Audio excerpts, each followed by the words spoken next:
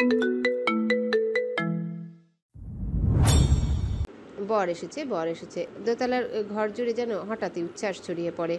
দরজা ঠেলে হাঁপাতে হাঁপাতে ঢুকে পড়ে ঈশিতা। কপালে বিন্দু বিন্দু ঘাম, কণ্ঠে চঞ্চলতা। হাঁটুতে ভর দিয়ে সোফায় বসে পড়ে। তারপর মুখ তুলে হাঁপাতে হাঁপাতে বলে, আপু, বর এসেছে, নিচে সবাই যাচ্ছে।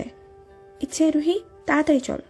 ঘরের একপাশে আয়নার সামনে বসে থাকা তাহসিন লজ্জায় রাঙা হয়ে যায় মুহূর্তে। কাছের আয়নাতে নিজেকে একবার দেখে নেয়। গায়ের শাড়ির নকশার মতোই তার চোখে মুখেও যেন লালিমা ছড়িয়ে পড়ে। ঠোঁটের কোণে মৃদু হাসি, চোখে জলজলে উচ্ছ্বাস। এতক্ষণ ধরে যেভাবে ধৈর্য ধরে সাজতে বসেছিল সেই সব সংযম যেন এক নিমিষেই ভেঙে যায়। পাশেই বসে ইচ্ছে, তাকেও সাজিয়ে দেওয়া হয়েছে সযত্নে। লাল আর সোনালি জরির কাজ করা শাড়িতে ইচ্ছের গায়ের রং যেন আরো বেশি ঝলমলে লাগছে। সিথি করে খোলা লম্বা চুলগুলো পিঠ জুড়ে ঢলে পড়েছে, আর চুলের মাঝে গুজে দেওয়া তাজা লাল গোলাপ যেন পুরো দৃশ্যটাকে ছবির মতো করে তুলেছে। বর এসেছে শুনে ইচ্ছে থমকে যায় এক মুহূর্ত। তারপর নিজেই বুঝে ওঠে, হ্যাঁ, এবার নামতে হবে। রুহি হাত বাড়িয়ে দেয়। ইচ্ছে রুহির হাত ধরে উঠে দাঁড়ায়। চোখে মুখে আনন্দ, কিন্তু কোথাও যেন এক টুকরো অজানা কাঁপুনি লুকিয়ে। ইচ্ছে রুহির হাত ধরে ঘর থেকে বের হওয়ার প্রস্তুতি নিচ্ছিল। ঠিক তখনই হৈমন্তী ঢুকে পড়ে হাতে একখানা খাবারের প্লেট নিয়ে। দুজনকে দেখে একটু ভ্রু কুচকে তাকায়। তারপর না কিছু বলে ইচ্ছের হাত ধরে টেনে নিয়ে গিয়ে তাহসিনের পাশে বসিয়ে দেয়। হৈমন্তী নিচু হয়ে তাহসিনের চোখে চোখ রেখে মৃদুস্বরে বলে, বিয়ের কাজ সম্পূর্ণ হতে অনেক দেরি হবে, এখন একটু খেয়ে নে। তাহসিন মায়ের কথা মাথা নাড়িয়ে হাঁ করে। হৈমন্তী নিজের হাতে ভাত মেখে প্রথম লোকমা তুলে দেয় মুখে। স্নেহে ভরা সেই দৃশ্য দেখে ইচ্ছে কিছু বলতে যাচ্ছিল, কিন্তু ঠিক তখনই হৈমন্তী ইচ্ছের দিকে ফিরে তাকায়। কোনো ভূমিকা ছাড়াই পরের লোকমা ভাত তুলে দেয় ইচ্ছের মুখের সামনে। হা কর। ইচ্ছে হঠাৎ থেমে যায়, চোখে একরাশ অস্বস্তি নিয়ে বলে, আমার ক্ষুধা নেই বড় মা। হৈমন্তী মুখ শক্ত করে। এবার সোজাসুজি ধমকের সুরে বলে, তোর ক্ষুধা নেই, তবে আমার নাতি নাতনির ক্ষুধা লেগেছে। চুপচাপ হা কর তো, ইচ্ছে কথা বাড়াস না। উঠে ইচ্ছে প্রথমে মুখ ঘুরিয়ে নেয়, ঠোঁট চেপে রাখে কিছুক্ষণের জন্য, যেন নিজের আবেগকে আটকে রাখতে চাইছে। তারপর হঠাৎ মুখ ঘুরিয়ে বলে, বড় মা, কি শুরু করেছো বলো তো? কাল থেকে আমাকে তোমরা খাওয়ার উপরে রেখেছো। গলায় চাপা অভিমানের সুর স্পষ্ট হলেও চোখে যেন একরাশ লজ্জা। হাতটা পেটে নামিয়ে রাখে, নিঃশব্দে শ্বাস নেয়। তারপর নিচু গলায় আরো বলে, ওরা তো ছোট এখনো, ওদের ক্ষুধা লাগেনি, এমন জোর করে খাওয়ানোর কি দরকার? এত কথা কেন বলিস ইচ্ছে? তুই এখনো ছোট আছিস, কি বুঝিস এসবের? চুপ করে শুধু খেতে থাক, রাগাবি না আমায়। হৈমন্তীর রুডু কণ্ঠে কথাগুলো বেরিয়ে আসে, তবে তাতে একরকম স্নেহ লুকানো। ইচ্ছে তার বড় মার চোখের দিকে এক ঝলক তাকায়। তারপর কিছু না বলে মুখ নামিয়ে নেয় প্লেটের দিকে। গাল ফুলে উঠেছে অভিমানে, কিন্তু কিছু না বলে খাবার মুখে তুলে নেয় আর নিজের অস্বস্তিটুকু গিলে ফেলতে চেষ্টা করে। ঈশিতা পাশে বসেছিল, হঠাৎই রাগে মুখ গোমরা করে বলে ফেলে, শুধু তাহসিন আপু আর ইচ্ছেকে খাও, আমি তো কেউ নাই এ বাসার। ঈশিতার অভিমানে যেন ঠিকরে বের হয়। হৈমন্তী মেয়ের কথায় হেসে ওঠে। তারপর প্লেটে আর একটু তরকারি তুলে দিয়ে বলে, হিংসুটে তো ছিলি না ইস্যু, আমার দুই মেয়ের খাওয়ানো দেখে এখন হিংসে করছিস? আয়, হা কর। ঈশিতা মুখ ভার করেছিল, তবে মায়ের হাসি দেখে হেসে ফেলে। তারপর আবারও চুপচাপ খেতে শুরু করে। রুহি এতক্ষণে কিছুই বলেনি, মুখটা কুঁচকে বসেছিল। হঠাৎ চোখে পানি নিয়ে বলে ফেলে, আর আমায় কেউ খাওয়ায় না কেন? এইবার হৈমন্তী উঠে গিয়ে কান্নারত মেয়েটার মুখে নিজে হাতে খাবার তুলে দেয়। রুহির চোখের পানি শুকিয়ে যায়, মুখে তৃপ্তির হাসি। বাড়ির ভেতরে এমন শান্ত দৃশ্য, এমন মমতাময় মুহূর্ত, আর বাইরে চিল্লাচিল্লির আওয়াজ যেন এখানকার আবহ থেকে আলাদা এক জগৎ। চারিদিকে রাত ঘনিয়ে এসেছে, আকাশ জুড়ে জল তারা। ঢাকার মধ্যে অর্ণবদের বাড়ি হওয়ার কারণে বিয়েটা রাতে সম্পূর্ণ করা হয়েছে। বাড়ির চারিপাশে আলো ঝলমল করছে, তবুও যেন কোথাও এক অদৃশ্য বিষণ্ণতা জমে আছে। উৎসবের শেষ ভাগে এসে প্রতিটি হাসির আড়ালে যেন লুকিয়ে আছে অশ্রু ভেজা বিদায়। তাহসিন এক পাশে দাঁড়িয়ে আছে, চোখ লাল হয়ে উঠেছে অনেক আগে। পাশে হৈমন্তী দাঁড়িয়ে আছে, স্পষ্ট বোঝা যায় কতটা বেদনার ভেতর দিয়ে তিনি যাচ্ছেন।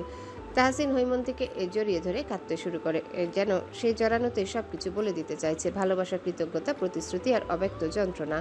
অর্ণব কাছেই দাঁড়িয়ে মাথার পাগড়িটা খুলে হাতে ধরে রেখেছে, মুখে অস্বস্তির ছাপ স্পষ্ট।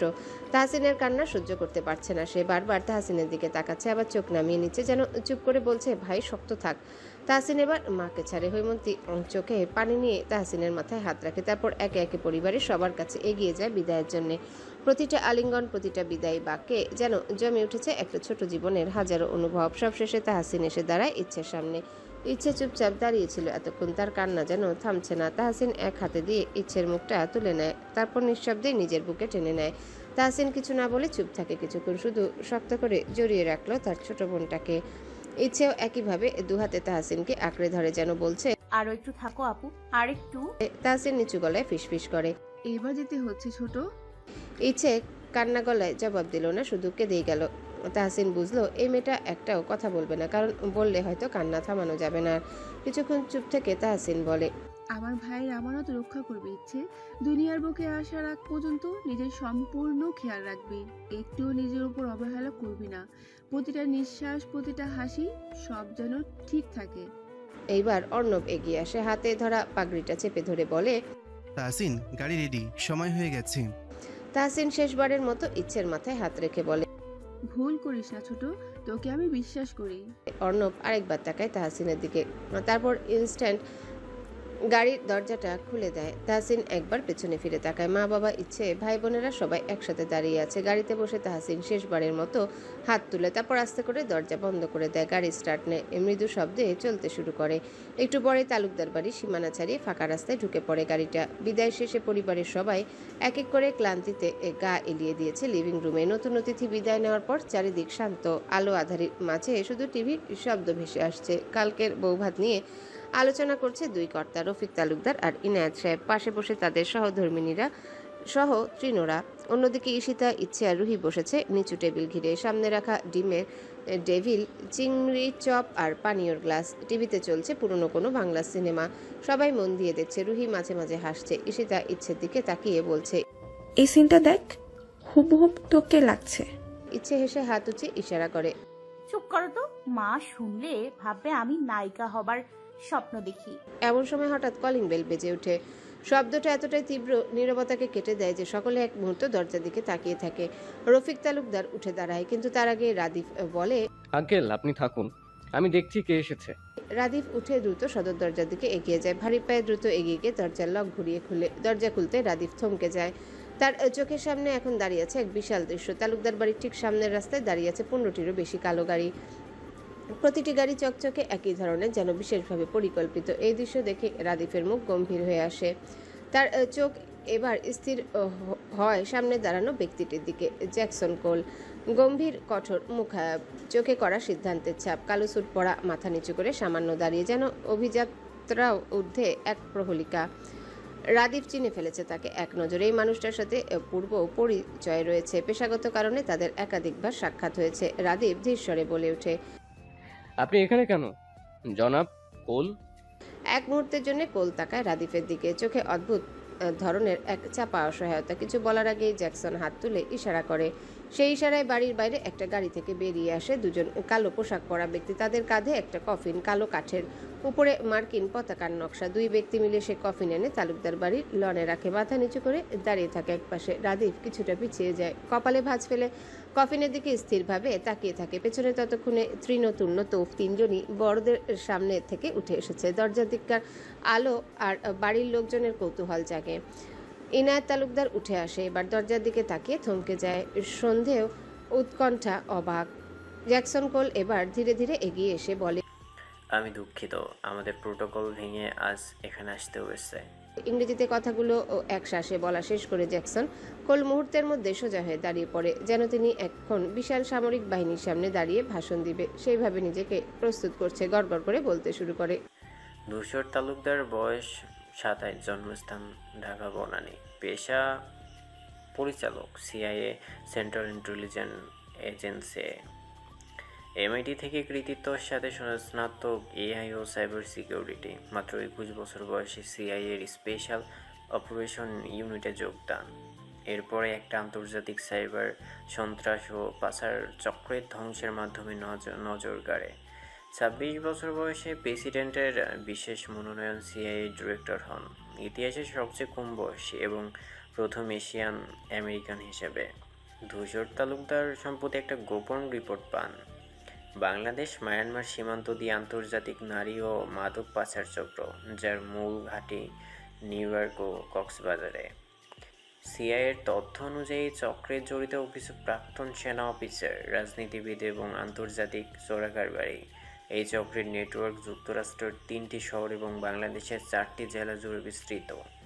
তার বাংলাদেশে আসার মূল লক্ষ্য ছিল অভিযান চালানো, তবে পরপর কয়েকবার চেষ্টায় তিনি গ্যাংস্টার লিডারকে ধরতে সক্ষম হলেও পরে জানতে পারেন আসল দাবার চাল আমেরিকা থেকে দেওয়া হয়েছে। যাদের আটক করা হয়েছিল সে ছিল দাবার একটা অংশ, এজন্য তাকে দ্রুত সিআইএতে ফিরতে হয় ওনার 6 মাসের ছুটি ক্যান্সেল করে। ধূসর তালুকদারের নেতৃত্বে নিউ জার্সি ও বনানীতে গোপন অভিযান চালানো, হ্যাকিং টিম দিয়ে পাচারকারীদের ব্যাংক ট্রান্সফার ও মেসেজ ট্রেস করা, উদ্ধার হওয়া নারীদের পুনর্বাসের চক্রের প্রধানকে আন্তর্জাতিক আদালতে বিচার নিশ্চিত করা। মিশন সাকসেস হওয়ার শেষ পর্যন্ত সন্ত্রাসী হামলা আমাদের থেকে তার সংযোগ বিচ্ছিন্ন হয়ে যায়, আর পরে আমরাও অভিযানে তার বিকৃতি বডি উদ্ধার করতে পেরেছি। জ্যাকসন কোল নিচু গলায় বলে, তাকে শেষবার ড্রোন ফিরে দেখা যায় অপারেশন এলিটেড 3-তে ঢোকার আগে। এরপর বিস্ফোরণের শব্দ আর থার্মাল সিগন্যাল ভ্যানিশ। আমাদের লোকেরা 6 ঘন্টা পর তার ছিন্নভিন্ন দেহ উদ্ধার করে। জ্যাকসন একে একে সামনে এগিয়ে দেয় ধূসরের ফাটা জামার একাংশ, পুড়ে যাওয়া ধূসরের ব্লুটুথ মোবাইল ফোন, কয়েকটা সুরক্ষা ফাইল। কোলে চোখে কোনো আবেগ নেই, গলায় কেবল কর্তব্যের শুষ্কতা। ইয়াং এমন একজন দক্ষ মানুষকে হারিয়ে আমরা শোকাহত। সম্মানের সাথে আমরা তাকে বিদায় জানাতে এসেছি এবং অপারেশন সাকসেসফুল হওয়ায় উচ্চ মর্যাদা তার শোকসার সম্পূর্ণ করা হবে।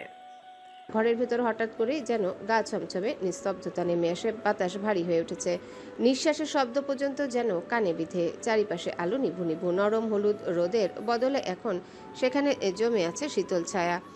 জ্যাকসন কোল আবারও বলে ওঠে, তিনি চাইতেন তার কর্মস্থল গোপন থেকে সবার চোখের আড়ালে তিনি দেশের সেবা করবেন, তবে শেষ পর্যায়ে এসে আমরা তার কথা মানতে পারছি না। আমাদেরকে মাফ করবেন, আমরা শোকাহত। রাদিফ পেছনের দিকে এক পা টলতে টলতে সরে আসে, শরীর কাঁপছে হালকা তালে, ঠোঁট ফাঁকা হয়ে আছে, কিন্তু গলা দিয়ে কোনো শব্দ বেরোচ্ছে না। এমন নিষ্ঠুর বাস্তবতা সে মেনে নিতে পারছে না। সে সব কিছুই জানতো, ধূসরকে বারণ করা সত্ত্বেও সে নিজ দায়িত্ব থেকে পিছু হটেনি। তৃণ 2 হাত মুখে চাপা দিয়ে ফ্যাল করে তাকিয়ে আছে সামনে, চোখে অনিশ্চয়তার আতঙ্ক জমে গেছে। তূর্ণ চিৎকার করে উঠে, ইয়া মাবুদ, ওর তো ফেরার কথা ছিল, কেন এমন করলে ধূসর, কেন? তৌফ এক নিঃশ্বাসের সামনে এগিয়ে দেয়ালে ঘুষি মারে, দেয়ালে চুন খসে পড়ে এক ফোঁটা রক্তের মতো, গলা কাপের আগে কষ্টে। তুই এমন করে যেতে পারিস না ভাই, তুই কথা দিয়েছিলি, তুই বলেছিলি তুই আসবি, তাহলে কেন চলে গেলি? বলেই তৌফ কেমন বাচ্চাদের মতো কেঁদে ওঠে। রাদিফ মাথা নিচু করে দাঁড়িয়ে আছে এক কোণে, দেয়ালে ঠেস দিয়ে নিজের ভারসাম্য রেখেছে, 2 কাঁধ কেঁপে উঠছে ধীরে ধীরে। রাদিফের চোখে প্রথমবারের মতো দেখা যায় এক ফোঁটা নীরব অশ্রু, না বলা যন্ত্রণার অচল শূন্যতার অশ্রু। তাদের বন্ধুত্বের প্রথমবার কারো কান্না এতটা নিঃশব্দ অথচ এতটা বিকট হয়ে বাজে ঘরের চারিপাশে। 5 বন্ধুর একসাথে বড় হওয়া, ধূসর কথা দিয়েছিল ফিরে আসে তার অনাগত বাচ্চা, সব কেমন মাথার মধ্যে। রাদিফের যন্ত্রণা দিতে শুরু করে। হৈমন্তী হঠাৎ করে ছিটকে পড়ে যায় ফ্লোরে, একটা না হৃদয় বিদারক চিৎকারে কেঁপে ওঠে ঘরটা। রোকসানা তাড়াতাড়ি ছুটে এসে হৈমন্তীকে জাপড়ে ধরে, কিন্তু ততক্ষণে চোখে তার কোনো হুঁশ নেই, পুরো শরীরটা কাঁপছে, বুক ফুঁড়ে কান্না উঠে আসছে। আমার বাচ্চাটারে ফিরিয়ে দিন আল্লাহ, ধূসরকে ফেরত দিন। হৈমন্তীর বুক ভাঙা আর্তনাদ ছড়িয়ে পড়ে নিস্তব্ধ পরিবেশে। রোকসানা ও নীরবের অশ্রু বিসর্জন দিতে থাকে। মেয়েটা যে মা হতে চলেছে আর ধূসর নেই, মাথা শূন্য হয়ে পড়ে তিনিও। অন্যদিকে ইনায়েত তালুকদার দাঁড়িয়ে আছেন চুপচাপ, পাথরের মতো, চোখে কোনো পানি নেই, তবু তার চাহনি পানির চেয়েও ভারী। নিঃশব্দে ঠোঁট নাড়ে, যেন নিজেকেই বলছেন, আমার ছেলে, আমার ধূসর। ঈশিতা আর রুহি ছুটে এসে লনের মাঝে রাখা কফিনের পাশে বসে পড়ে। না না না, ভাইয়া এমন না, ভাইয়া না, আমাদের ভাইয়া বেঁচে আছে, তার কিচ্ছু হয়নি।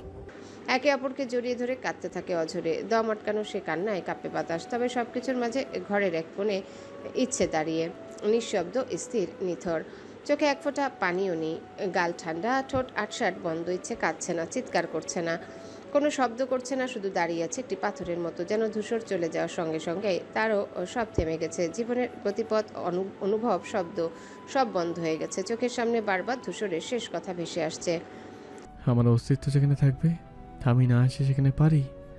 অ্যাপোলো হসপিটালের 3rd ফ্লোর পুরোপুরি সামরিক বাহিনীর দ্বারা ঘেরা। প্রতিটা কর্নারে ও করিডোরে প্রতিটা ধাপে সশস্ত্র পাহারা। কেউ যেন এক চুলো এদিক সেদিকে হতে না পারে এমন সতর্কতায় পা ফেলছে সবাই। আলো আধারিতে ভেজা করিডোরের ভেতর দিয়ে তালুকদার বাড়ির সদস্যরা একে একে দৌড়ে এসে থেমে দাঁড়ায় অপারেশন থিয়েটারের ঠিক আগেই। কেউ কোনো কথা বলছে না, শুধু হৃদস্পন্দনের শব্দ যেন কানে বাজে। তীক্ষ্ণ টান টান অজানা আশঙ্কায় পরিপূর্ণ। ট্রিনো, রাদিফা তোফ আগে এগিয়ে যায়, বাকিরা একটু দূরে দাঁড়িয়ে পড়ে। তাদের চোখ এখন স্থির হয়ে আছে এদিকে।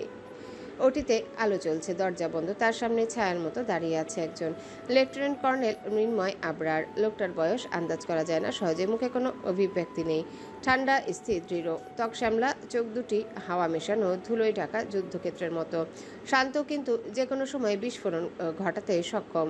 গরম, অসম্ভব বলিষ্ঠ সামরিক কোটের ইউনিফর্মে যেন এক অপার কর্তৃত্ব ছড়িয়ে আছে তার চারিপাশে। সোজা হয়ে দাঁড়িয়ে আছে, দুই হাত পেছনে রাখা, কাঁধে বাংলাদেশের পতাকা গাঁথা। ইউনিফর্মে হালকা আলো পড়লে যেন লোহার মতো কঠিন লাগে দেখতে। রাদিফ নিঃশব্দে এগিয়ে গিয়ে সামনে দাঁড়ায়, ঠিক চোখের সামনে দাঁড়িয়ে থাকা মৃন্ময়ের দিকে এক ঝটকায় স্যালুট করে সম্মাননা জানানোর জন্যে। মৃন্ময় সামান্য একবার চোখ সরিয়ে তাকায় রাদিফের দিকে। মুখে কোনো আবেগ নেই, কেবল গম্ভীরতা। চোখে যেন একবারে স্ক্যান করে নেয় রাদিফকে। উৎসাহ, শ্রদ্ধার কৌতূহল সবকিছুই। তারপর ডান হাতটা সামান্য বাড়িয়ে দেয়, শুধু সৌজন্যতা রক্ষার জন্যে।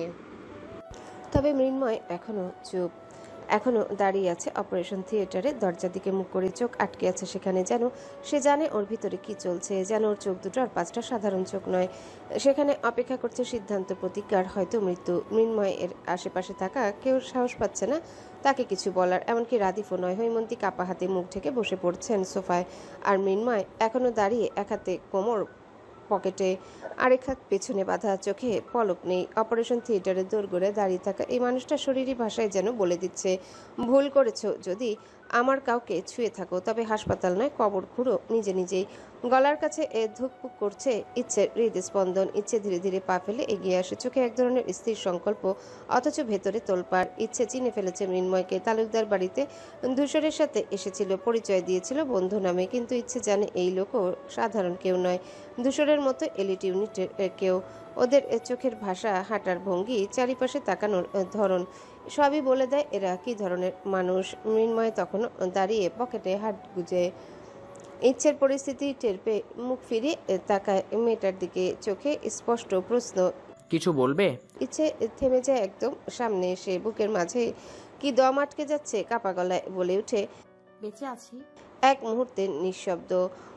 তারপর মৃন্ময় হালকা মাথা নাড়ায়, চাহনিতে কোনো নাটকীয়তা নেই। চোখ নামিয়ে মাথা নিচু করে ইঙ্গিতে বলে, হ্যাঁ বেঁচে আসে। ইচ্ছে যেন আচমকা হাঁপ ছেড়ে বাঁচে, বুকের ভার খুলে যায় হঠাৎ, আর দাঁড়িয়ে থাকতে পারে না। ধপ করে ফ্লোরে বসে পড়ে, দুই হাতের আঙ্গুল জড়িয়ে ধরে রাখে চুপচাপ, মাথা নিচু, চোখ বন্ধ, নীরবে শুধু নিজের ভেতরের ঝড়কে আয়ত্ত করার চেষ্টা করতে থাকে। মৃন্ময় তাকিয়ে থাকে মেয়েটার দিকে, তার চোখে আজ অদ্ভুত শান্তি। মনে পড়ে যায় সেই প্রথম দিনটার কথা। তালুকদার বাড়িতে হাতে একটা ছোট খরগোশ ছিল মেয়েটার। কি এক অকারণে তার উপর চড়াও হয়েছিল, ঝগড়া করেছিল, আর আজ এই মেয়েটা তার সামনে এসে সোজা জিজ্ঞাসা করলো, বেঁচে আছে? এভাবে কেউ ভাবে? এমন নির্ভীকভাবে কে এসে এক অফিসারের সামনে দাঁড়িয়ে বাঁচা মরার হিসেব চায়? উঁচু পেটটা ধরে সিঁড়ি বেয়ে ধীরে ধীরে নেমে আসছে ইচ্ছে রোকসানা তালুকদারের সঙ্গে। মেয়েকে কোনোভাবে একা ছাড়া যাবে না। রোকসানার চোখে মুখে স্পষ্ট সেই ভাবনা। বাড়ির কেউ ইচ্ছেকে এক চুলো নড়তে দেয় না, নজর রাখে সব সময়। এতে ইচ্ছে বিরক্তিতে গাল ফুলিয়ে রাগ করে বসে থাকে, আবার কখনো কখনো লজ্জাও পায়। বেশ 9 মাস চলছে। এই সপ্তাহে ডেলিভারি ডেট দিয়েছে তাহসিন। তবে মজার ব্যাপার হলো, ইচ্ছের যখন মাত্র 4 মাসের গর্ভাবস্থা শুরু, তখন থেকে পেট অনেক বড় হতে শুরু করে স্বাভাবিকের চেয়ে। সময়ের সঙ্গে সঙ্গে পেটের আকার আরও বাড়তে থাকে। বাড়ির সবাই এক প্রকার জোর করে আলট্রাসোনোগ্রাফি করায় অজানা আশঙ্কায়। তবে জানা যায় 1জন নয় 2জন নতুন সদস্য আসতে চলেছে তালুকদার বাড়িতে। ইনায়েত সাহেব এই খুশিতে পুরো এলাকা এবং হাসপাতাল জুড়ে মিষ্টি বিলিয়েছেন, জানিয়ে পুরো এলাকায় গল্প হয় এখনো। সে কি কাণ্ড! এই সুখবর শুনে বাড়ির সবাই উচ্ছ্বাসে মেতে ওঠে, কিন্তু ইচ্ছের মুখে দুশ্চিন্তার ছায়া লেগে থাকে। তাও সুখের মাঝে উদ্বেগ আর ভবিষ্যতের অনিশ্চয়তা মিশে আছে। লিভিং রুমে তাহসিন বসে আছে, পেটটা একটু একটু করে উঠে এসেছে। তাহসিনও প্রেগনেন্ট, প্রায় 1 মাসের মতো। পাশে সোফায় বসে আছে অর্ণব, একটু দুশ্চিন্তায় মোড়ানো চোখে বারবার তাহসিনের দিকে তাকাচ্ছে, আবার ফোন স্ক্রিনে সময় দেখে নিচ্ছে। তাহসিন অর্ণবের হাত চেপে ধরে আছে, কিন্তু মুখে স্পষ্ট চিন্তার ছাপ। ঠিক সেই সময় রোকসানা এসে হাজির হয় পাশে ইচ্ছেকে নিয়ে। সাদা পাথর চুজ ওভারসাইজ সালোয়ারে একদমই সাজানো ইচ্ছে, চুল খোলা, মুখটা থমথমে। সেই আগের চঞ্চল ইচ্ছেকে যেন কোথাও আর খুঁজে পাওয়া যায় না। রোকসানা ইচ্ছের হাত ধরে সামনে এগিয়ে এনে বলে, সবাই গাড়িতে উঠেছে, আমাদেরও যেতে হবে। তাহসিন উঠে আসে ইচ্ছের হাত ধরে বলে, কেমন আছিস পাখি? কোথাও ব্যথা হয়নি তো? ইচ্ছে মাথা নাড়িয়ে না জানায়। অর্ণব তখন পাশ থেকে বলে, তাহসিন, ওকে নিয়ে বাইরে চলো, দেরি হয়ে যাচ্ছে, গাড়ি রেডি। তাহসিন ইচ্ছের কাঁধে হাত রাখে, এক ঝলক চেয়ে থাকে মেয়েটার মুখের দিকে। কিছু না বলে পাশে এসে দাঁড়ায়। ইচ্ছে নীরবে তাহসিনের সাথে দরজার দিকে এগিয়ে যায়। বিগত 9 মাস ধরে ধূসর হাসপাতালের বেডে শুয়ে আছে, নিঃশব্দ এক যুদ্ধের মধ্যে, চোখ বন্ধ, নিঃশ্বাস চলমান, অথচ প্রাণটা যেন সীমানার ধারে দাঁড়িয়ে থাকে প্রতি মুহূর্তে। নির্জীবভাবে পড়ে আছে কোমায়। ডাক্তার বলেছে যে কোনো দিন, যে কোনো সময়, আজ, কাল অথবা আরও 1 বছর। এই অনিশ্চয়তা প্রতিদিন ধূসরকে ঘিরে রাখে। অপারেশন সাকসেস হলেও ধূসর কোমাতে রয়েছে মাসের পর মাস ধরে। মাথায় আঘাত পাওয়ার জন্য স্নায়ুকোষগুলো ক্ষতিগ্রস্ত হয়েছে, মাথার ভিতরে রক্ত জমাট বেঁধেছে, বাহিরের কোনো কিছু মস্তিষ্ক পর্যন্ত পৌঁছাতে ব্যর্থ হতে থাকে, যার ফলে ধূসর অনির্দিষ্ট সময়ের জন্য কোমায়। রোজকার মতো আজও ধূসরের কাছে যাচ্ছে ইচ্ছে, তার অসভ্য পুরুষকে দেখতে, একটু ছুতে। 9টা মাস নিজের সাথে নিজে লড়াই করছে ধূসর, হয়তো তার অনাগত বাচ্চা আর তার ঘুড়ির জন্যে। হাসপাতালের উদ্দেশ্যে গাড়ি চলছে ফাঁকা রাস্তায়। সূর্যের আলো কাচের গায়ে পড়ে যেন একরাশ তাপ ছড়িয়ে দিচ্ছে ভেতরটায়, কিন্তু গাড়ির ভিতর তেমন গরম নেই, এসি অন করা, ধূসর নেই। তবু ইচ্ছের প্রতিদিনের দেখা করা বন্ধ হয়নি। গত 9 মাসে একটা দিনও বাদ পড়েনি, কিন্তু আজকাল শরীরটা ভালো খারাপ যাচ্ছে ইচ্ছের। এই জন্যে বেশ কয়েকদিন হাসপাতালে যেতে পারেনি, এই জন্যে আজকে যাচ্ছে। আগের সেই চটপটে ইচ্ছে আর এখনকার মলিন ক্লান্ত ইচ্ছের মাঝে আকাশ পাতাল যেন তফাৎ। যমজ সন্তান গর্ভে ধারণ করা মানে শরীরের প্রতিটি কোষ যেন প্রতিনিয়ত যুদ্ধ করছে। পেটটা ভালোই উঁচু, গাল দুটো ফুলে আছে, কিন্তু সেই ফুলে ওঠা গালের মধ্যে যেন এক অনন্য মমত্বের দীপ্তি ছড়িয়ে আছে। মাতৃত্ব যেন ইচ্ছেকে আরও সুন্দর করে তুলেছে। তাহসিনের কাঁধে মাথা এলিয়ে চোখ বন্ধ করে শুয়ে আছে ইচ্ছে। কপালের ঘাম জমেছে গরমে, এসি অন করার সত্ত্বেও। অপরদিকে অর্ণব সাবধানে ড্রাইভ করে, একটুও ঝাঁকুনি যেন না লাগে। হুট করে রাস্তার এক প্রান্ত থেকে আরেক প্রান্তে হেডলাইটের সারি ভেসে ওঠে, যানজট, গাড়ি আটকে পড়ে, সময় গড়িয়ে যায়। 30 মিনিট কেটে গেছে, গাড়ি নড়ার যেন নামই নেই। বাইরে গরম যেন গাড়ির ভেতরটাও জ্বালিয়ে দেয়। তাহসিন জানালার কাছ একটু নামিয়ে দেয় যাতে বাতাস ঢুকতে পারে, কিন্তু হঠাৎই টের পায় ইচ্ছের নিঃশ্বাস ভারী হয়ে আসছে। ইচ্ছে হাঁপাতে শুরু করে, বুকের ভিতর বাতাস আটকে গেছে, ইচ্ছের শ্বাস নিতে কষ্ট শুরু হয়ে গেছে। তাহসিন এক ঝটকায় সামনে ঝুঁকে বাকি জানালাগুলো খুলে দেয়। ইচ্ছেকে সামনের দিকে ঠেলে ধরে বলে, ইচ্ছে, একটু গভীর নিঃশ্বাস নে প্লিজ, আর একটু প্লিজ। কিন্তু এর মাঝে তাহসিনের চোখ পড়ে সিটের নিচে ভেজে গেছে, পানি ভেঙেছে ইচ্ছের লেবার পেন। ইচ্ছে কাপাসরে ঘুমিয়ে উঠে। ব্যথা হচ্ছে, অনেক ব্যথা হচ্ছে। শিট। তাহসিন মুখ চেপে ধরে, বয় এসে গলা জড়িয়ে ধরেছে যেন। ইচ্ছে ডান হাতে পেটটা চেপে ধরে, মুখটা কুঁচকে উঠেছে তীব্র ব্যথায়, কষ্টে কেঁপে কেঁপে উঠে শরীর। অর্ণব, গাড়ি চালাও, যেভাবে হোক বের হতে হবে এই জ্যাম থেকে। চিৎকার করে উঠে তাহসিন। ড্রাইভিং সিট থেকে অর্ণব ঘাড় ঘুরিয়ে বলে ফেলে, ইচ্ছের তো 3 দিন পর ডেট ছিল। তাহসিন এক ঝটকায় ঘুরে তাকায় অর্ণবের দিকে, গলার স্বর থরথর করে কেঁপে ওঠে। স্বাভাবিক অর্ণব, এটা নর্মাল, কিন্তু এটা টুইন কেস, এইভাবে কিছুতেই ডেলিভারি সম্ভব না। তোমাকে রাস্তা ফাঁকা করতেই হবে যেভাবেই হোক। ইচ্ছের হঠাৎ চিৎকার করে উঠে ব্যথা যেন অসহনীয় হয়ে দাঁড়ায়, শরীরটা টান টান হয়ে উঠছে। হাত দিয়ে দরজার হাতল আঁকড়ে ধরে ইচ্ছে ব্যথায়। ততক্ষণে কাঁদতে শুরু করেছে ইচ্ছে। আমি আর পারছি না। তাহসিন সঙ্গে সঙ্গে ইচ্ছেকে ধরে ফেলে, এক হাত দিয়ে মাথাটা বুকে টেনে নেয়, আরেক হাত দিয়ে পেটের উপর আলতো চাপ দেয়। কিচ্ছু হবে না, আমি আছি, আর একটু কষ্ট কর পাখি। আল্লাহকে মনে মনে ডাকে তাহসিন। এই অবস্থায় যদি কিছু হয়ে যায়, এইখানে জ্যামে আটকে, তবে হঠাৎ অলৌকিকভাবে জ্যাম খুলে যায়। অর্ণব দ্রুত গিয়ার চেঞ্জ করে গতি বাড়িয়ে দেয়, আর তাহসিন গাড়ির জানালা দিয়ে এক হাত বাইরে রেখে এমার্জেন্সি সংকেত দিয়ে থাকে পথচারীদের। সবাই যেন বোঝে গাড়ির ভিতর একজন মা লড়ছে তার সন্তানের জন্য, আর একজন পুরুষ লড়ছে সময়ের বিপক্ষে হসপিটালের বেডে শুয়ে। 4th ফ্লোরে নিস্তব্ধ কেবিনটাকে নিস্তব্ধতা যেন চেপে ধরেছে পুরোপুরি। ধূসর বিছানায় পড়ে আছে নির্জীবভাবে, নিস্পন্দ। গত 9 মাস ধরে কোমায় থাকা ধূসরের মুখে নেই কোনো অভিব্যক্তি, চোখ দুটো বন্ধ, মুখে মলিন ছায়া। আগে সেই তীক্ষ্ণ চাহনি, পুরুষালী দৃঢ়তা কোথাও নেই, এখন শুধু নিঃশ্বাস, বোবা একটা শরীর। ধূসরের ডান হাতটা শক্ত করে ধরে বসে আছে তৃণ, 2 চোখে পানি চিকচিক করছে। ধূসর, চোখ খোল প্লিজ, ইচ্ছের জীবন সংকটে, অপারেশন করে তোর বাচ্চাদের জন্য লড়ছে ভাই, ওর যে এখন তোকে দরকার, একজন স্বামী হিসাবে, একজন বাবা হিসেবে তোকে দরকার ধূসর। কথা থেমে যায় এক মুহূর্ত। ট্রিনের গলা ভেঙে আসে, শ্বাস আটকে যায় বুকের ভেতর। ট্রিনও হাতের মুঠোয় আরো শক্ত করে ধূসরের হাত চেপে ধরে বিছানার পাশে বসে থাকা অবস্থাতে মাথা নিচু করে ফিসফিসিয়ে বলে, তুই না বলতি ধূসর তুই কোথাও থাকিস না যেখানে ইচ্ছে নেই? এখন ও আছে মৃত্যুর দুর্গড়ায়, আর তুই এখানেই পড়ে থাকবি? তুই না বলতিস ওর স্পর্শ না পেলে তোর নিঃশ্বাস থেমে আসে, এখনো উঠবি না? ধূসর তখনও নিশ্চুপ, নিস্পন্দ, চোখের পাতা নড়েও না। ট্রিনের চোখের পানি টুপ করে পড়তে থাকে ধূসরের হাতে। ঠান্ডা সাদা চাদরের উপরে ছোপ ফেলে। ট্রিনও ফুপিয়ে ওঠে, এবার আর ধরে রাখতে পারে না। গলার কাঁপুনিতে স্পষ্ট হয়ে ওঠে বেদনা। উঠ ভাই, ইচ্ছের জন্য ওঠ। আর কত ঘুমিয়ে থাকবি? তোর ঘুড়ি যে হাসে না 9টা মাস ধরে, খায় না, ঘুমায় না, সারাদিন তোর নাম করে, তোকে চায়, শুধু তোকে। ট্রিনোর কণ্ঠ রুদ্ধ হয়ে আসে, চোখ বেয়ে নেমে আসে কষ্টের পানির ঢল। বুকের ভিতর জমে থাকা অজস্র চাপা কান্না যেন একসঙ্গে বিস্ফোরিত হয়ে যায় এই মুহূর্তেই। এখনো উঠবি না? তোর অনাগত সন্তানের মুখ দেখবি না?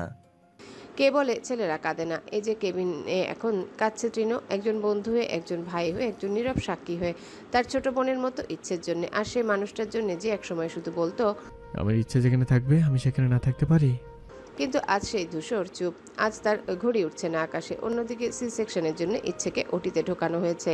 তালুকদার বাড়ির সকল সদস্য, এমনকি মির্জা বাড়ির লোকজনও একত্র সেখানে। চোখে মুখে উদ্বেগের ছায়া, ঠোঁটে নামহীন প্রার্থনা। হাসপাতালের করিডোর জুড়ে নিস্তব্ধতা। মাঝে মাঝে শুধু নার্সদের পায়ের শব্দ কিংবা মনিটরের শব্দ যেন উৎকণ্ঠার ভার আরও বাড়িয়ে দেয়। রোকসানা অস্থির পায়ে ওটির সামনে পায়চারি করছে। কাপা ঠোঁটে শুধু একটাই প্রার্থনা, তার মেয়ে আর বাচ্চাটা যেন সুস্থ থাকে।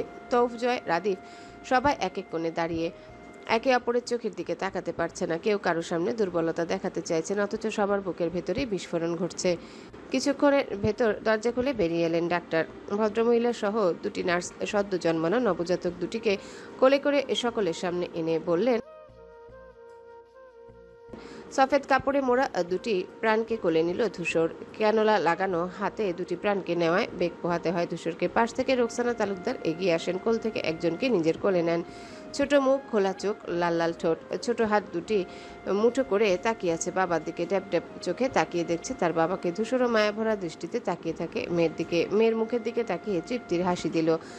তার আবদ্ধ ঘুড়ি তাকে না জানিয়ে কত বড় অঘটন ঘটিয়েছে, যদিও তা পরম সুখ। ধূসর মুখ নামিয়ে মেয়ের কপালে চুমু খেয়ে বলল, আমার সায়রা তালুকদার ধুতি। পা ঘুরিয়ে রোকসানার দিকে তাকায় ধূসর। সদ্য নানু হওয়ার অনুভূতি চোখে মুখে যেন স্পষ্ট জানান দিতে থাকে রোকসানা তালুকদারের। নাতনিকে কোলে নিয়ে সবাইকে দেখাতে ব্যস্ত এমন সময় ধূসরের ক্লান্ত গলার সুর কানে পৌঁছাতে দাঁড়িয়ে পড়ে। ধূসর দ্বিতীয় মেয়ের কপালেও চুমু খেয়ে বলে, আর তুমি আমার ইরা তালুকদার ধীরা। ধূসর মেয়েকে অসুস্থ অবস্থায় কোলে নিয়ে বসে পড়ে। হাতের ইশারাতে বলে তার দ্বিতীয় মেয়েকেও কোলে দিতে। দুই প্রাণকে দুই হাতে নিয়ে সবার সামনে ধূসর অশ্রু ছেড়ে দেয়। তার বুকটার কাছে ছোট প্রাণ দুটো তার দিকেই তাকিয়ে আছে। ঠিক এইভাবে ইচ্ছেকে কোলে নিয়েছিল। জমানো টাকা দিয়ে ইচ্ছেকে স্বর্ণের লকেট গড়িয়ে দিয়েছিল। বাড়ির সবাই জিজ্ঞাসা করলে বুক ফুলিয়ে বলতো, আমার ঘুড়ি, আমার বউ, টুকটুকে বউ। কেউ কিছু বললে ঘুড়িকে নিয়ে হারিয়ে যাব। পুরনো দিনগুলো ক্ষণে ক্ষণে তাজা করে দিচ্ছে কোলে থাকা মেয়ে দুটো। ফ্ল্যাশব্যাক। ট্রিনো ধূসরের হাত ধরে কেঁদেই চলেছে, চোখের পানি থামাতে পারছে না কিছুতেই। ধূসর এখনো নির্বিকার, নীরব, নিঃশব্দ। শুধু হার্ট রেট মনিটরে ওঠানামা করছে লাল রেখা, জীবনের ক্ষীণ সংকেত। ট্রিনোর চোখের পানি ফোটায় ফোটায় গড়িয়ে পড়ে ধূসরের হাতে। এমন সময় ট্রিনো হঠাৎই খেয়াল করে ধূসরের আঙ্গুল নাড়া দিচ্ছে। মুহূর্তেই চোখ গোল হয়ে আসে, অবাকে শ্বাস আটকে আসে গলায়। তড়িঘড়ি করে সে চেঁচিয়ে ওঠে, ডাক্তার, কেউ ডাক্তারকে ডাকো, ধূসর রেসপন্স করছে। বাড়ির বাকি সবাই তখন ইচ্ছে ডেলিভারির জন্য অপারেশন রুমের বাইরে উৎকণ্ঠায় অপেক্ষায় দাঁড়িয়েছে। ট্রিনোর চিৎকার শুনে চমকে ওঠে সবাই। এক মুহূর্ত দেরি না করে প্রায় দৌড়িয়ে ছুটে আসে তারা ধূসরের কেবিনের সামনে। অজানা ভয় আর আশার আলো। তখনই ডাক্তার দ্রুত পায়ে নার্সদের নিয়ে কেবিনে ঢুকে পড়ে। ভেতরে একে একে সব পরীক্ষা শুরু হয়। বাইরে ঠায় দাঁড়িয়ে থাকে সবাই। কয়েক মিনিট পর ধূসর ধীরে ধীরে চোখ খুলে। ডাক্তার বাহিরে এসে জানায় রোগীর জ্ঞান ফিরেছে। ধূসর চেতনা ফিরে পেয়ে অস্পষ্ট স্বরে প্রশ্ন করে, ইচ্ছে কোথায়? যার শরীরের প্রতিটি স্নায়ু 9 মাস অচেতন ছিল সেই মানুষ জেগে উঠে প্রথমে সহধর্মিনী কোথায় জানতে চায়। সবাই স্তব্ধ। ভিজিটিং আওয়ার্স চলছে এখন। সবাই দেখে গেলেও ধূসর আসে সবার শেষে। ইচ্ছে পরম আবেশে ধূসরের হাতটা টেনে বুকের উপর চেপে ধরে। পাশে ক্ষণে ক্ষণে ছোট ছোট হাত পা নাড়িয়ে বাচ্চা দুটো খেলছে আর বাবা মার দিকে তাকিয়ে দেখছে আর হাসছে। ইচ্ছে মায়া ভরা চোখে শুধায়, মেয়ে দুটোকে কোলে নিয়েছেন? ধূসর মাথা নাড়িয়ে হ্যাঁ বুঝায়, সাবধানে ইচ্ছেকে জাপটে ধরে বুকে। কি যে খুশি লাগছে সে বলতে পারছে না। কতটা সে আনন্দিত বুঝাতে পারবে না। তাদের প্রথম সন্তান, ভালোবাসার চিহ্ন তাদের, তার অংশ, তার রক্ত। তার বুকে মাথা রেখে ঘুমাবে, তাকে বাবা বলে ডাকবে আধো আধো সুরে। ইচ্ছের পরে এখন সপ্তাহে কাছের তারা। সতর্কতার সাথে ইচ্ছের মাথাটা ধূসর নিজের বুকে গভীরভাবে জড়িয়ে ধরে। আবারও ক্যানোলা লাগানো হাতে চাপ পড়ে, তারপরও টু শব্দ না করে নিজের স্ত্রীকে বুকে চেপে রাখে। ছোট ছোট পা ফেলে বাবা ডাকতে ডাকতে ধূসরের বুকে আসবে, চোখ নাক লাল করে কাঁদবে, ছোট হাতে ধূসরের তর্জনী ধরবে। ইচ্ছেকে অবাক করে দিয়ে ধূসর অশ্রু ছেড়ে দেয়, প্রশান্তিতে আদুরে সুরে বলে, আমার কলেজে জুড়িয়ে যাচ্ছে ইচ্ছামণি। বাবার সুখটা কতটা প্রখর, কতটা আনন্দের। আমি এতটা খুশি বোঝাতে পারছি না তোমাকে। আমার শীত ভেয়ে কেমন ঠান্ডা স্বর নেমে যাচ্ছে ঘরেই। কীভাবে বোঝাবো এই অনুভূতি? কীভাবে বোঝাবো তোমাকে আমি? 9 মাসের তৃষ্ণা একসাথে মিটিয়ে নিতে থাকে ইচ্ছে ধূসরের বুকে থেকে। ধূসরও ইচ্ছেকে ছাড়ে না, শক্ত করে বুকে ধরে রাখে। ছেড়ে দিলেই যেন হারিয়ে যাবে আবারও এই ভয়ে। পাশেই মেয়ে দুটো ততক্ষণে ঘুমিয়ে পড়েছে। ইচ্ছেকে ছেড়ে দিয়ে মেয়ে দুটোর কপালে আবারও ছোট করে চুমু খায় ধূসর। ইচ্ছের দিকে তাকিয়ে বলে, তোমার হিংসে হচ্ছে ঘড়ি? এইভাবে তাকিয়েছো কেন? ধূসরের এমন খোঁচাপূর্ণ কথা শুনে ইচ্ছে প্রসব ব্যথা ভুলে রেগে বলে ওঠে, একটুও না, আমি থাকবো না এখানে, বাড়ি যাব। ইচ্ছের বাচ্চামো কথা শুনে ধূসরে হেসে ওঠে। ইচ্ছের কপালে, গালে, ঠোঁটে, নাকে, সারা মুখে অগণিত চুমু খেয়ে বলে ওঠে, আমার মেয়ের উপর আর হিংসে না কেমন? দেখতে দেখতে কয়েক সপ্তাহ কেটে গেছে। ধূসর এখন সম্পূর্ণ সুস্থ। হাসপাতাল, ওষুধ, ইঞ্জেকশন সব পেছনে ফেলে সে এখন একেবারে ঘরবন্দি একজন পরিবারের মানুষ। সারাদিন বাড়িতেই থাকে, সময় কাটে ইচ্ছের খেয়াল রাখায় আর মেয়ে দুটোর কাণ্ড কারখানা ভেবে। ইচ্ছে একটু হাঁটতে গেলেও ধূসর পেছনে পেছনে ছায়ার মতো ঘোরে। খেতে বসলে চোখে চোখে রাখে, পানি কম খেলো না তো, ভাত ঠিকঠাক খাচ্ছে তো, এসব। আর সুযোগ পেলেই ধূসর শুরু করে ইচ্ছেকে জ্বালানো, খুঁচিয়ে খুঁচিয়ে কথা বলা। তবে জানিয়ে সবচেয়ে বেশি খুনসুটি হয় তা হলো মেয়ে দুটোকে নিয়ে। নামমাত্রা ইচ্ছে গর্ভে রেখেছে, এখন থেকে মেয়ে দুটো ধূসরের মতো দেখতে হয়েছে, চোখ নাক ঠোঁট সব থেকে শুরু করে। এই কথা নিয়ে ইচ্ছে গাল ফুলিয়ে বসে থাকে। আপনি সারাদিন জ্বালিয়ে মারেন, এখন পেটের দুটো আপনার মতো দেখতে। আমি পালিয়ে যাব জ্বালায় বলে রাগ দেখায়, অথচ মুখে চাপা হাসির রেখা ঠিকই থাকে। ধূসর তখন মাথায় হাত দিয়ে কপাল চাপড়ে বসে থাকে, মুখে গভীর হতাশার ছায়া টেনে বলে, জীবনে এমন আনলজিক্যাল কিছুর সামনে আমি এই প্রথম পড়লাম। কিন্তু ইচ্ছে তো আর চুপ থাকার মেয়ে নয়। তার রাগ, অভিমান আর ভালোবাসার এই অদ্ভুত মিশ্রণে যেন ধূসর বিভোর হয়ে ওঠে। তালুকদার বাড়িতে আজকে সাজ রব, আলো ঝলমলে সাজে রঙিন হয়ে উঠেছে প্রতিটি কোণা। আজ ধূসর আর ইচ্ছের দ্বিতীয় বিবাহবার্ষিকী। প্রথম বিবাহবার্ষিকী ধূসরের অসুস্থতার ইচ্ছের ডেলিভারির মিলিয়ে বাদ পড়েছে। তবে আজ সন্ধ্যায় জমকালো আয়োজন রেখেছেন ইনায়েত সাহেব। বাড়ির লনে স্টেজ, চারিপাশে রঙিন আলোর লাইন আর অতিথিদের বসার আয়োজন, সব মিলিয়ে যেন উৎসবের আবহ। ধূসর আর ইচ্ছের যমজ মেয়ে দুটো সবে 1 বছরে পা দিয়েছে, কিন্তু তাতেই যেন তালুকদার বাড়ির প্রাণ তারা। ছোট্ট হাত পা নেড়ে হাসে, খিলখিল করে, ছোট ছোট ভাঙা শব্দে ডাকতে চেষ্টা করে, হাঁটতে চেষ্টা করে। এদিকে হৈমন্তী আর রোকসানা নাতনিদের নিয়ে মূল আয়োজন থেকে একটু দূরে এক কোনায় বসে পুরো বাড়ির সাজসজ্জা দেখছে, বাচ্চাদের যেন কোনো অসুবিধা না হয় সেটা ভেবে। ওদিকে ধূসরের বন্ধুমহল রাদীপ, জয় আর তৃণরা সহ বেশ কয়েকজন জড়ো হয়ে হাসাহাসি করছে। রাদীপ হঠাৎ বলে ওঠে, শালার ডিএনএ লেভেল দেখেছিস? একবারই বাজিমাত। বাকিরা হেসে ওঠে ধূসরের দিকে তাকিয়ে। ধূসরের অবশ্য তাতে হেলদোল নেই, বরং মুখ কাদো কাদো ভাব এনে মুখ টিপে বলে, কি রেখে গেলাম আর কি হয়ে গেল? বউকে ভালো করে আদর করতে পারলাম না, তার আগে দুটো ভাগিদার হাজির। তোরা কি বুঝবি আমার কষ্টটা? তারপর একটু থেমে বলে, মেয়েগুলো যদি আমার মতো দেখতে হয়, এই নিয়ে রোজ ঝগড়া হয়। আগে হচ্ছে কিছু বলে লজ্জা পেত, এখন উল্টা আমাকে ভয় দেখায়, কথায় কথায় ঝগড়া করে। স্বামী মারা যদি জায়েজ হয়ে যেত, আমার বউ প্রতিদিন আমাকে মারতো। বিশ্বাস কর ভাই। রাদিফের কাঁধে হাত রেখে মুচকি হাসে ধূসর, আর বাকিরা হেসে উঠে তাল মিলিয়ে। হাসির মধ্যে দিয়ে যেন আবারও পুরনো বন্ধুত্বের রং জেগে ওঠে। তোফ তো আগেই বিয়ে করেছে আর তৃণর কথা বার্তা চলছে, শুধু বাকি রাদীপ, সেও নাকি রুহির সাথে জমিয়ে প্রেম করছে। এসব কথা নিয়ে হাসাহাসি চলছে। এমন সময় পাশে থাকা তৃণ ধূসরকে গুঁতো দিয়ে ইশারা করে চুপ থাকতে। ধূসর থামে না, বরং মনের আনন্দে কথা বলতেই থাকে। ঠিক তখনই তৃণর আবার গুঁতোতে পেছনে ঘুরে ধূসর দেখে ইচ্ছে দাঁড়িয়ে আছে, মুখে কড়া অভিমান, চোখে রাগ স্পষ্ট। ধূসর এক মুহূর্ত থমকে যায়। বেচারা তখন মুখে বেখাপ্পা একটা হাসি ভেবেও পায় না কি বলবে, কি করবে। তবে তাতেও কিছু হয় না। ইচ্ছে আর একবারও না তাকে সিঁড়ি বেয়ে উপরে উঠে যায়। ধূসর তড়াক করে তৃণদের দিকে তাকিয়ে বলেই ফেলে, বউয়ের রাগ ভাঙাতে যাই, তোরা দোয়া করিস।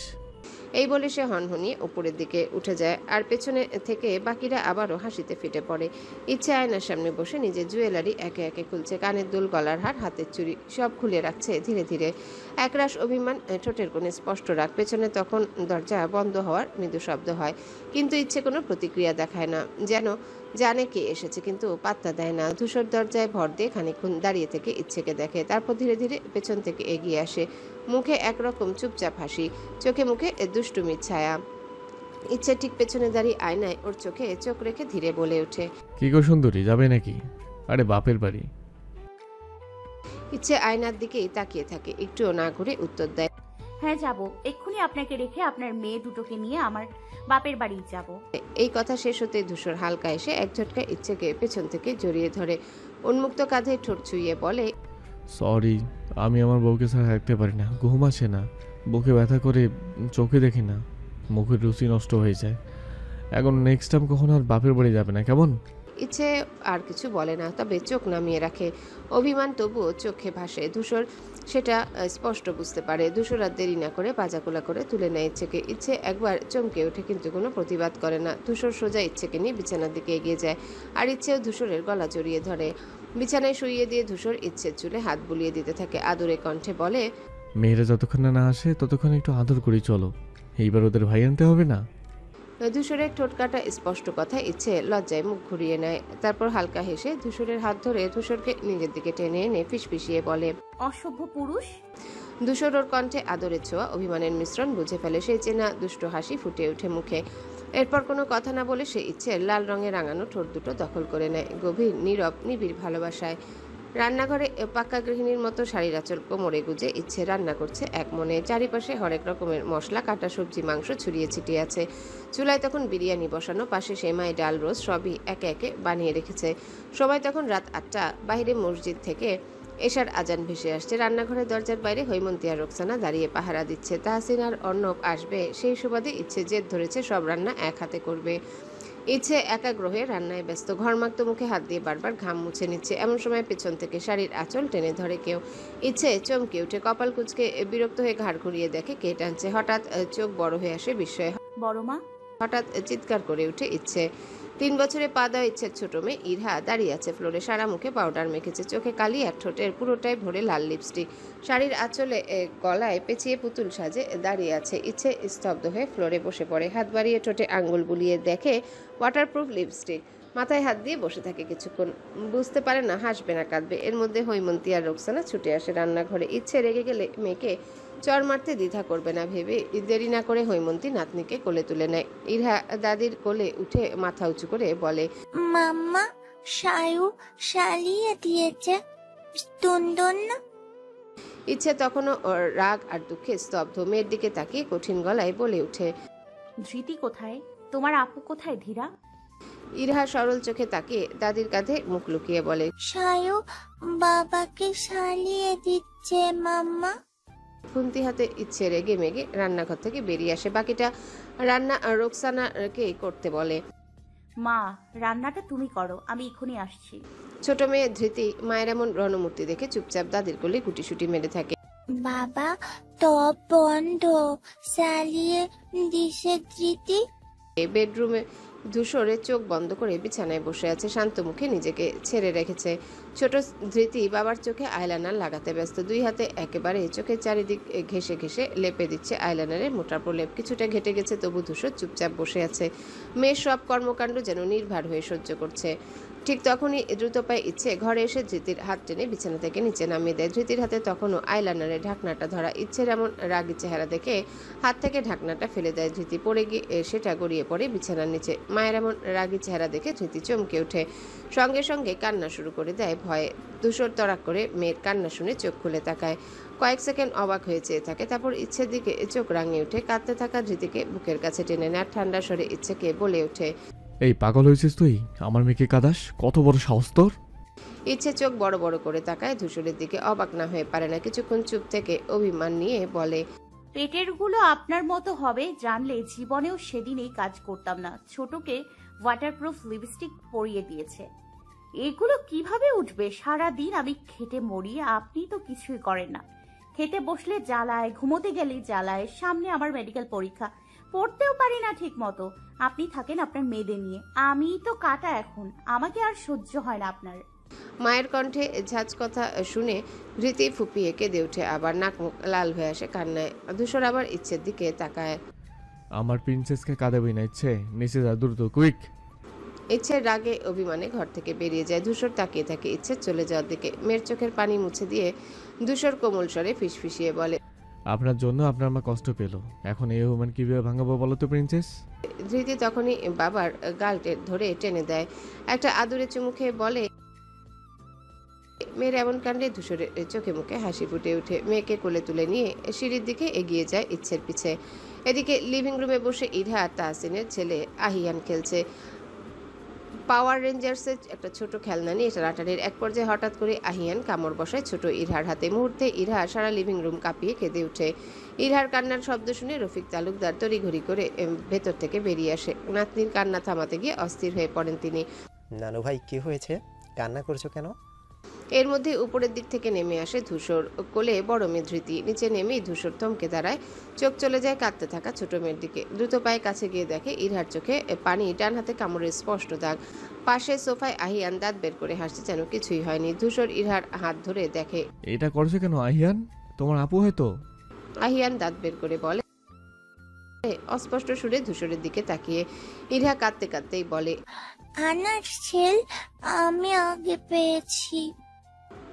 মেয়ের কান্না দেখে ধূসর ইরহাকে নিজের অন্য হাতে জড়িয়ে নেয়, কিন্তু ধৃতি যমজ হওয়ার দরুন এক সংবেদনশীল মিল থাকার কারণে ছোট বোনকে কাঁদতে দেখে নিজের কান্না ধরে রাখতে পারে না।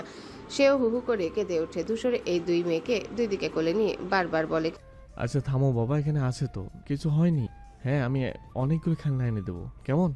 কিন্তু কান্না থামে না কারো। রান্নাঘর থেকে এসব ইচ্ছে চুপ করে দাঁড়িয়ে দেখতে থাকে, মুখ শক্ত করে শুধু চেয়ে থাকে। ইচ্ছেকে কষ্ট দিয়েছে না, এইবার বুঝবে কত মজা। মেয়েদের কান্না থামাক, এখন ইচ্ছে আশেপাশেও যাবে না। এদিকে সবাই মিলিয়ে দুই বোনের কান্না থামানোর চেষ্টা করেও ব্যর্থ হতে থাকে। দুই বোনকে নিয়ে ধূসর সারা লিভিং রুম ঘুরে বেড়ায়, তাতেও লাভ হয় না। কানের কাছে দুইজন একাধারে কেঁদেই চলেছে, কি করবে ভেবে পায় না ধূসর। এদিকে কাঁদতে কাঁদতে মেয়ে দুটো হেঁচকি তুলে ফেলেছে। চোখের পানি, নাকের পানিতে ধূসরের গেঞ্জির অবস্থা খারাপ। পরিস্থিতি বেগতিক হতে দেখে ধূসরের মনে মনে ইচ্ছেকে সরি বলে, তারপর চিল্লিয়ে ডেকে উঠে ইচ্ছেকে মেয়েদের সামলানোর জন্যে। অন্ধকার একটা ঘরে বিধ্বস্ত অবস্থায় পড়ে আছে মীরা। চারিপাশে থমথমে নীরবতা। শুধুমাত্র ছাদ থেকে ঝুলে থাকা একটা আধা পোড়া বাল্ব অন্ধকার ঘরটাকে মৃদু আলোয় ফাঁদে ফেলেছে। মীরার গায়ের পোশাক ছেঁড়া, চুল এলোমেলো, মুখে অসংখ্য আঁচড়ের দাগ, ঠোঁট ফেটে রক্ত জমে আছে, হাতে পায়ে কালশিটের দাগ, ফোলা চামড়া যেন বর্বরতার নীরব ইতিহাস গাথা। আজ 3 দিন না খেয়ে না পানি পেয়ে অনাহারে শুষ্ক ঠোঁটে মীরা ফ্লোরে লুটিয়ে পড়ে আছে। শরীরটা মাঝে মাঝে খিচিয়ে ওঠে, কিন্তু চোখে এখনো এক ফোঁটা ঘুম নেই, শুধু অনন্ত ক্লান্তি আর অবর্ণনীয় যন্ত্রণা। স্বামী নামক নরপশুটার কোনো খোঁজ নেই, যেন একটা ভয়ঙ্কর নরকে আটকে আছে মীরা। একসময় যে মেয়ে ধূসর নামের ছেলেটার জন্য পাগল ছিল, সেই মীরাই একদিন নিজের লোভার মায়ের স্বপ্ন পূরণে বেছে নিয়েছিল জোর্জ নামের এক ধনী আমেরিকানকে। মারিয়া বেগম অর্থলোভে এতটা অন্ধ, একটিবারও মেয়ের ভবিষ্যতের কথা ভাবেনি। ভালো সম্বন্ধ এসেছে, প্রবাসী ছেলে, টাকা আছে, আর ভালোবাসা, তা দিয়ে কী হবে? এইসব কথায় আজকে মীরা সুদূর আমেরিকায়। বিয়ের প্রথম কিছুদিন সব ঠিকঠাক থাকলেও এরপর আসল রূপ প্রকাশ পায় জোর্সে। ধীরে ধীরে শুরু হয় গালিগালাজ, শারীরিক নির্যাতন, তারপর পাসপোর্ট কেড়ে নেওয়া, ফোন বন্ধ। মীরার পৃথিবীটা যেন একটা অন্ধকার খাঁচায় বন্দি হয়ে পড়ে। মীরার সাথে এমন কেন করছে জোর্স, সেটা এখনও জানে না মীরা। জানার কোনো রাস্তায় রাখেনি জোর্স। কোল মীরা শুয়ে শুয়ে ফিসফিস করে ডাকছে, জোর্স পানি দাও, একটু পানি দাও, একটু পানি। কিন্তু চারিদিক নিস্তব্ধতা, কোথাও কোনো সাড়া নেই, এমনকি কেয়ারটেকার বা প্রতিবেশীরাও যেন অদৃশ্য। এদিকে অন্য ঘরে জোর্স ফোনে কথা বলছে আড়ালে দাঁড়িয়ে। ওপাশ থেকে কে কথা বলছে শোনা যায় না, কিন্তু কথার ভঙ্গিতে বোঝা যায় সম্পর্ক ঘনিষ্ঠ, পুরনো বন্ধু। গলা নিচু করে জোর্স বলে ওঠে, মীরার স্বামী সে এখনো বেঁচে আছে, যদিও সম্ভবত বেশি সময় নয়।